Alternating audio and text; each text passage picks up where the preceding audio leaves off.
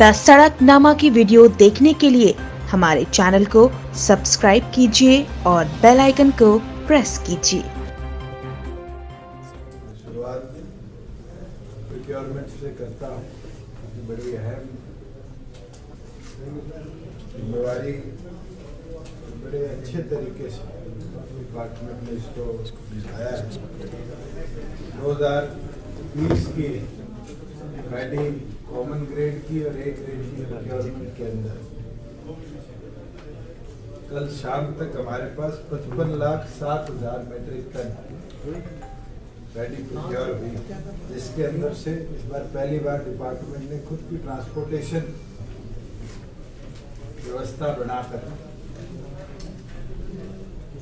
Transportation timely हो, इसके लिए प्रयास किया और उसके अंदर 53,65,000 मेट्रिक टन हम गोदाम और मिलों तक पहुंचा पाए। कल भी जो हमारे साथ लगते हुए राज्यों के किसानों का पैडी है उसको हमने प्रोक्योर किया और लगभग 26,000 मेट्रिक टन की आवक हुई है, जो किसी समय पर 3-4 लाख मेट्रिक टन की। और इसको देखते हुए अगले 1-2 दिन के अंदर अगर पैडी पड़ोस के राज्यों से भी आनी रजिस्टर्ड फार्मर की कम हो जाती है तो हम इसको 21 या 22 तारीख तक पैडी प्रोक्योरमेंट को बंद करेंगे। लगभग 200 मंडियों के अंदर प्रोक्योरमेंट सेंटर के अंदर पैडी चली और पिछले साल के कंपैरिजन में 8.5 लाख मेट्रिक टन इस बार पैडी हरियाणा प्रदेश में कम प्रोक्योर हुई है, जिसमें 2 कारण हैं। पोस्ट परचेजेस नहीं हुई और दूसरा कारण ये है कि क्रॉप वेरिएशन भी फार्मर ने बहुत करी और उसका रिजल्ट है कि बाजरा जहां पिछले साल 3,01,000 मेट्रिक टन प्रोक्योर हुआ था पूरे प्रदेश, इस साल लगभग 135 मंडियों के अंदर बाजरे का आह्वान 7,02,000 एमटी आज तक हुआ, कल शाम तक हुआ। इसमें और भी जो फार्मर्स बाद में रजिस्टर हुए उनकी वेरिफिकेशन चल रही है। रेवाड़ी और महेंद्रगढ़ के अंदर अभी प्रोक्योरमेंट जारी पूरा ले लेंगे। मूंग 23 मंडियों को हमने स्ट्रीमलाइन किया था और उसके अंदर 1,099 एमटी मूंग की प्रोक्योरमेंट हुई। जहाँ मक्के को एमएसपी पे हमने प्रोक्योर किया 19 मंडियों के अंदर 4,016 एमटी हमारे पास मक्का आया। मूंगफली 8 मंडियाँ हमने निर्धारित करी थी, जिसके अंदर केवल मात्र 691 एमटी मूंगफली हमने प्रोक्योर करी। बारी बारी पेमेंट पे सवाल उठाए जाते हैं।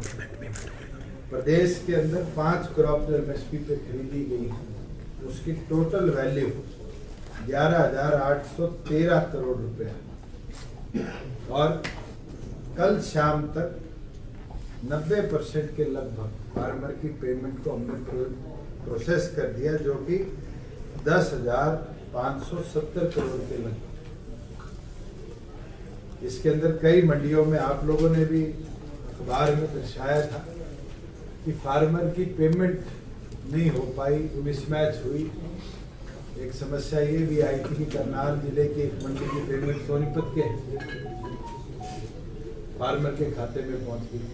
उनको हम वेरीफाई करें, लगभग 48,000 ऐसे फार्मर थे जिनके अकाउंट मिसमैच और मार्केटिंग बोर्ड द्वारा जो डाटा हमें दिया गया उसको हमने कॉल सेंटर के माध्यम से रीवेरीफाई कराया और लगभग 36,000 फार्मर्स को उनके नए अपडेटेड खातों के अंदर अपडेट कर हमने पेमेंट प्रोसेसिंग शुरू कर दी है। जो 12,000 फार्मर्स हैं, कईयों के मोबाइल नंबर तक मिसमैच कर रहे हैं। मैं आपके माध्यम से भी आग्रह करता हूँ, अगर ऐसा कोई फार्मर है वो अपनी पेमेंट के लिए अपने सही अकाउंट नंबर को नियरेस्ट मार्केट कमेटी के सेक्रेटरी के पास जाकर अपडेट करा सकता है।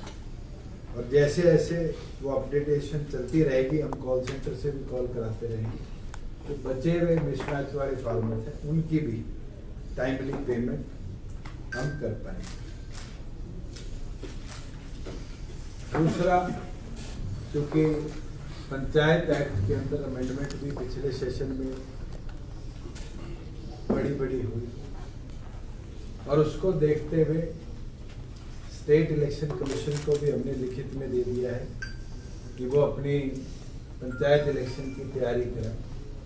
तो आज हम ये निर्णय लेते हैं कि एक आज के बाद कोई भी पंचायत कार्यों के लिए जो फिक्स डिपॉजिट ग्राम पंचायतों की वो आगामी नई पंचायतों तक डिस्ट्रिक्ट लेवल पर नहीं डिसॉल्व हो, उनके लिए डायरेक्टर की परमिशन मैंडेटरी हो। और दूसरा, कोई भी पंचायत अपने फंड से एक्सपेंडिचर करना चाहती है तो वो सेक्रेटरी की जो पावर थी, अब वो पावर सीईओ को हम देंगे कि वो वेरीफाई कराकर पंचायत फंड से डेवलपमेंट कार्य होते रहे, उसके लिए सीईओ की परमिशन मैंडेटरी रहेगी। क्योंकि पिछले दिनों कई सरपंचों के विरुद्ध टीवी चैनल्स पे भी दिखाया गया, अखबारों में दिखाया गया है कि जाते जाते बहुत जगह इरेगुलरिटीज पंचायत फंड के मिस यूटिलाइजेशन के सामने आ रहे हैं। तो इसके लिए ये निर्णय लेते हैं कि नई पंचायतों तक फिक्स डिपॉजिट्स जितने भी पंचायतों उनके लिए स्टेट लेवल पर परमिशन हम अलॉट करेंगे। तो सेक्रेटरी की जगह सीईओ किया और जहाँ पंचायत फंड्स को जो उनके सेविंग अकाउंट्स में होते हैं उसकी यूटिलाइजेशन के लिए, क्योंकि हमने 22 के 22 जिलों में डेडिकेटेड सीईओ पंचायती राज के जिला परिषद लेवल पर बिठाए हैं। अब ये पावर उनके पास रहेगी कि वो वेरीफाई कर पंचायत फंड की यूटिलाइजेशन करें। जहाँ जीएसटी की बात है, कई साथियों ने पीछे छापा भी था।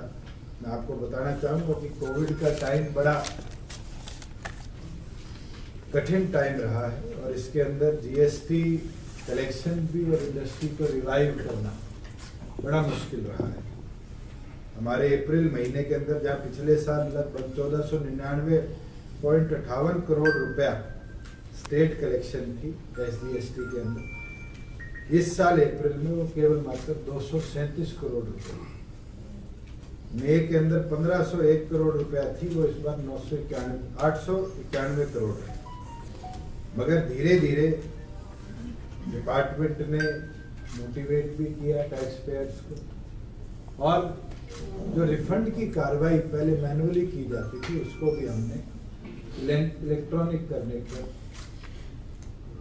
लोगों को रिफंड प्रोसेसिंग की आसान करी और उसका नतीजा है कि हमारे सितंबर महीने में पिछले साल 1563 करोड़ रुपया कलेक्शन थी, इस बार 1583 करोड़ रुपया है। अक्टूबर महीने में जहां 1543 करोड़ रुपया थी, इस बार 2563 करोड़ रुपया। अपने आप में एक बहुत बड़ा इंक्रीज है। लास्ट ईयर कितने थे? लास्ट ईयर थी 1543। हम जब नेशनली बात करते हैं तो पिछले 2 क्वार्टर्स की नेशनल कलेक्शन जो थी वो पिछले साल 606 करोड़ थी और इस साल 454 करोड़। तो जहाँ वहाँ 25% का डेट है, हमारे अधिकारियों ने उसको इफेक्टिवली संभालने का भी काम किया है और प्रोसेसिंग को और आसान कर टैक्स पेयर्स को मोटिवेट किया है कि वो टाइमली टैक्स पे भी करें और मेन स्ट्रीम के अंदर अपनी कार्रवाई को अच्छी तरीके से दिखाएं। पीछे कई साथियों का फर्स्ट क्वार्टर जो हमारे एक्साइज का कलेक्शन था, उसके बाद ये क्वेरी रही कि सेकंड क्वार्टर में कैसा हो। मैं वो डाटा भी आपके पास 18 नवंबर तक शेयर कर लेता हूँ क्योंकि हमारा सेकंड क्वार्टर समाप्त हुआ है। इसके अंदर पिछले साल जहां हमारी एडिशनल एक्साइज ड्यूटी 0 थी, इस बार 55.92 करोड़ रुपए एडिशनल एक्साइज ड्यूटी हमने कलेक्ट करी है। कोविड सेस जो पिछले साल नहीं था, पहले क्वार्टर में केवल मात्र 73.36 करोड़ रुपए आया। इस बार कोविड सेस सेकंड क्वार्टर का जो है हमारे 121 करोड़ रुपए कलेक्ट हुआ है, जो कि दोनों क्वार्टर में मिलाऊं तो लगभग 195 करोड़ के आसपास कोविड से हम 2 क्वार्टर्स के अंदर कलेक्ट कर पाए। वही एक्साइज ड्यूटी जो पिछली बार 402 करोड़ रुपए थी, वो 168 करोड़ के इंक्रीज के साथ 570 करोड़ रुपए प्रदेश के अंदर हुई है। ओवरऑल अगर हम ग्रैंड टोटल करें, जिसमें लाइसेंस फी, इंपोर्ट फी, परमिट